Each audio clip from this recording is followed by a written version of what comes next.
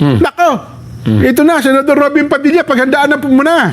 Sabi po ng NBI, kinakailangan ka magbigay ng paliwanag kung paano nakaalis si Senador Bato de la Rosa sa kustodiya ng Senado.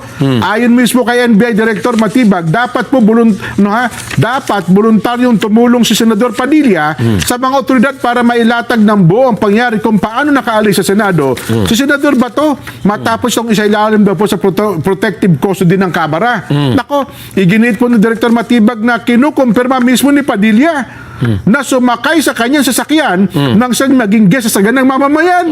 Sinabi pa dito. Hindi, wala adlib pala. Wala adlib lang yun. Baka tayo na pagpaliwanagin eh. Hindi, bigyan natin ano. Ito ko yung video eh. Hindi, fast forwarded nga raw yung video eh. Hindi, yung ano, yung pag-guest sa ano, sa saganang Yung mamamayan. pag-guest dito. Baka pinas forward din yun ha. Eh, sabi ni Senador Padilla, naglakad kami sa, may pulis kami dinaanan, may ano, hindi naman kami hinuli. Di ba?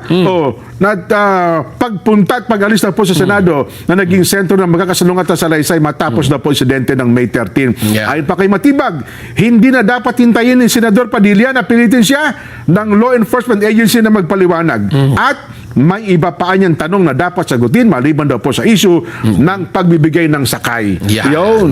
Nakisakayan niya sa akin eh. Sabi niya, Paano nyo ipapaliwanag yan? Pwede nang dyan sa Kamanaba. yan. Nakisakay. Tapos pagdating sa Makati, yung sakyan, pinababa ko. Di pa paano, umuwi na ako. Yun na ang nangyari. Ay, nako, abangan.